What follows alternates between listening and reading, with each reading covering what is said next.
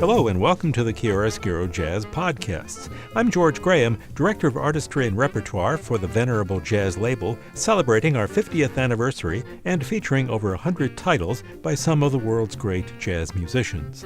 This time we feature pianist John Eaton, who has released 3 solo albums on Chiaroscuro. A resident of the Washington, D.C. area, John Eaton is a graduate of Yale University and studied under classical pianist Alexander Lipsky. He is a versatile artist who has played everything from small jazz clubs to the White House. Along the way, he has performed at the Cool Jazz Festival and regularly appears at the Smithsonian Performing Arts Series, including some lectures on the American popular song. Some of these were broadcast on NPR. He has been a Steinway concert artist since 1988. John Eaton often puts together programs of music demonstrating the history of the music and composers who created the songs that have become jazz standards. Let's hear some music from his album Made in America, recorded in 1995, in which he featured music by composers who emigrated to America, and later we'll hear him talk about them. First, here's It's Almost Like Being in Love, September Song, and The Very Thought of You.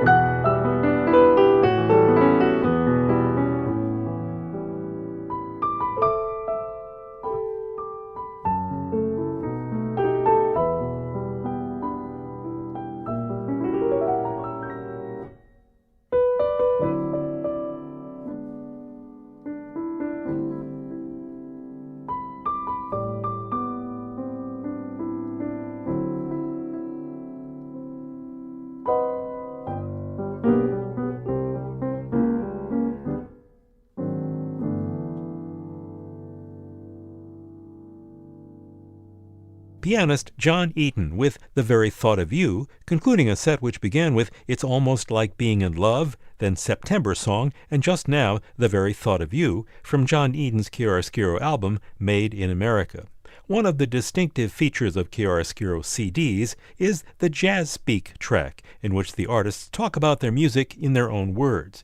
When given an opportunity to do a Jazz Speak track, John Eaton proceeded to give a fascinating explanation of the music and its composers. Here it is in its entirety. Ladies and gentlemen, we hear a lot of talk these days about fusion music, crossover music, and world music. These are buzzwords that have become sort of tiresome to me because they're used all too often to describe things that aren't as significant as people seem to think they are. On the other hand, they are good words because they do describe what music does. In my experience, all music worthy of the name, all real music, in other words, is in some way fusion, crossover, and world music, because all real music is a mixture of things, different cultures and traditions, something new created out of something older, a miracle. And that's what this recording is about. Consider the case of Irving Berlin, in some people's opinion, the greatest songwriter America has ever had.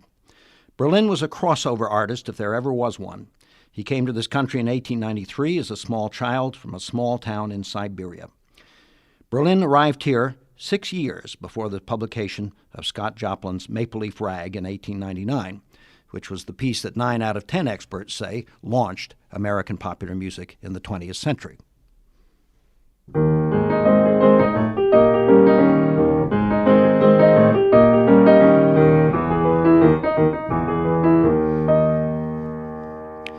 By 1910, a little over a decade later, this Jewish immigrant kid from Siberia, original name Israel Baleen, now Irving Berlin, was writing a new kind of music, which we have come to know as the American popular song. His first hit was Alexander's Ragtime Band in 1911. Not a ragtime piece for sure, but noticeably influenced by African-American rhythms and ragtime.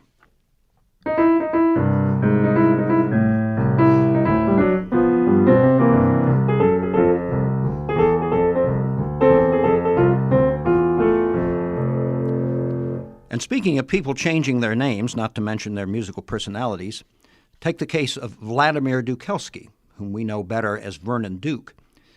The Dukelski-Duke story is one of the most wonderful in all of American music. Dukelski was Russian, as you might have guessed from his name. He came to America around 1920, in flight from the Bolshevik Revolution. He was already a rising star amongst Russia's young classical composers, a student at the Kiev Conservatory.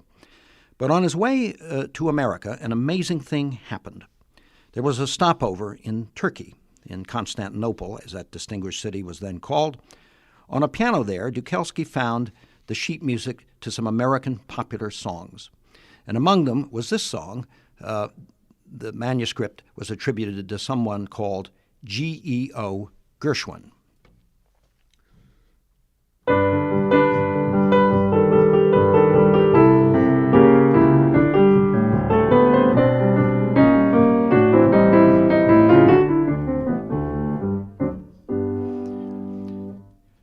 Now, this was Gershwin's first hit song, Swanee. Dukelski was totally turned around. From that moment on, he vowed that he was not only going to write symphonies, ballet scores, and the like, but popular songs in the American style. And under the pseudonym Vernon Duke, that's exactly what he did.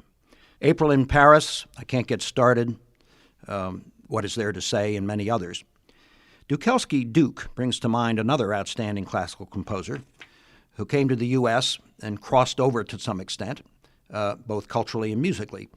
Kurt Weill was born in Germany and was already in his mid-30s when he came here as a refugee from the Nazi regime, already a major figure in German musical circles. Among his American songs are September Song, Speak Low, and several other standards. And speaking of Germany, that's where the composer of Chicago, That Toddle in Town came from. He also wrote Peg of My Heart and Your Feet's Too Big, the Fats Waller classic. Fred Fischer was born in Cologne in the 1870s. He served in the German Navy and French Foreign Legion before arriving here and becoming an American songwriter. Not your average songwriter's background, to be sure. But in addition to some very fine songs, Fred Fischer produced two children, Marvin and Doris Fisher, who became distinguished composers in their own right. Now, when Miles Davis first played On Green Dolphin Street, or pianist Bill Evans played Invitation as jazz pieces, they may or may not have been aware that the composer, Branislaw Kaper, was from Warsaw, Poland. It probably wouldn't have made any difference one way or another because it was the music that they were interested in anyway, which underscores the point that music in its way tends to erase cultural differences and prejudice instead of exacerbating them. Kaper composed lush movie themes and also songs like San Francisco, Open Your Golden Gate, and All God's Children Got Rhythm. Now, if it took somebody from Poland to write a great song about San Francisco, so it took a man from Trinidad, British West Indies, to write a great song about the state or Commonwealth of Virginia. Donald Haywood composed I'm Comin' Virginia in 1926.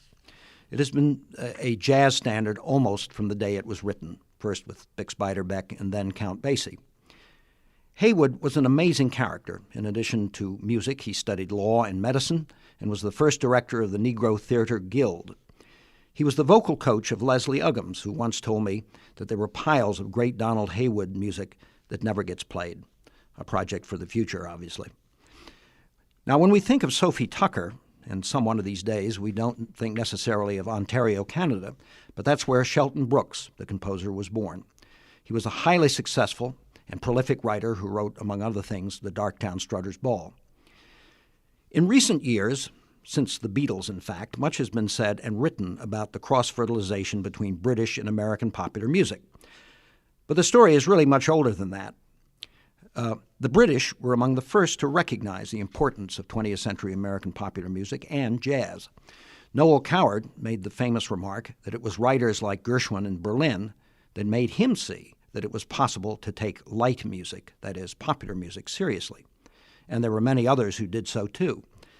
The famous band leader Ray Noble, who made a living not only in music but in playing the central casting Brit adrift in America, wrote many wonderful songs that have become American standards. The Very Thought of You and I Hadn't Anyone Till You, which is on this recording. He also wrote Cherokee, which, since Charlie Parker, has been a jazz standard. We forget that the late Julie Stein, that most American of writers, was also born in England. Not only a great composer, but a person whose career spanned several generations.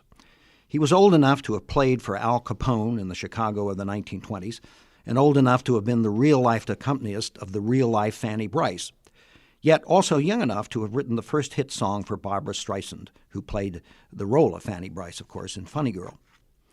But long before Julie Stein and Ray Noble, a wonderful composer came here from Dublin, Ireland, and changed the face of American music and the theater. Victor Herbert's contribution was immense and also self-explanatory.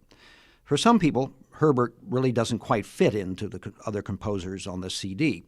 And in fact, he was in some ways closer to European operetta than American popular music. But under that rule of thumb, you'd have to eliminate Frederick Loewe, who was from Berlin, Germany, who of course wrote the score for My Fair Lady, Paint Your Wagon, and Brigadoon, all of which remain high points of the American musical theater.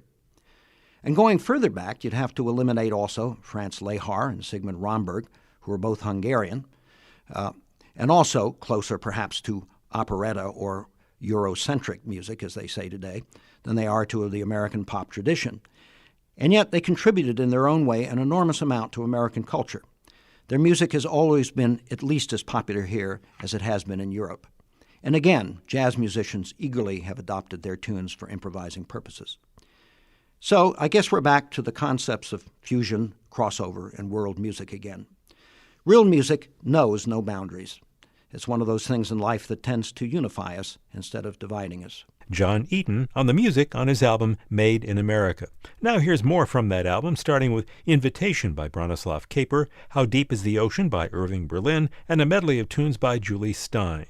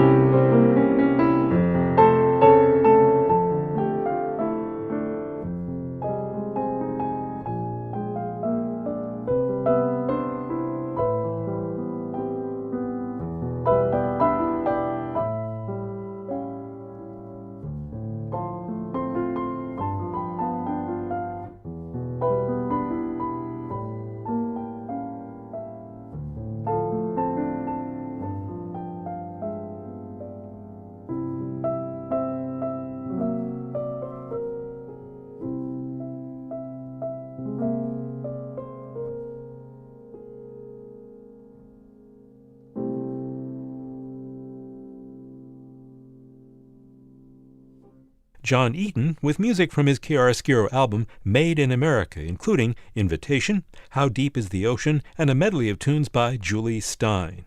By the way, the liner notes for that album were written by John Eaton's friend, the great political satirist Mark Russell. John Eaton has released 2 other recordings for Chiaroscuro. One is called Indiana on My Mind, featuring the music of Indianan composers Hoagy Carmichael and Cole Porter, and the other, recorded in 2000, is Live from Steinway Hall. You can find John Eaton's 3 Chiaroscuro releases on our website, chiaroscurojazz.org, where you can find a searchable database of artists and music on the label. The music is available on CD, as a download, and streaming on Spotify and other streaming services. And you can listen to continuous jazz from the over 100 albums available on Chiaroscuro 24 hours a day on the Chiaroscuro channel, available at the new and improved Chiaroscuro website. This is George Graham. Thanks for listening to this Chiaroscuro podcast, and join us next time for more music from great jazz artists.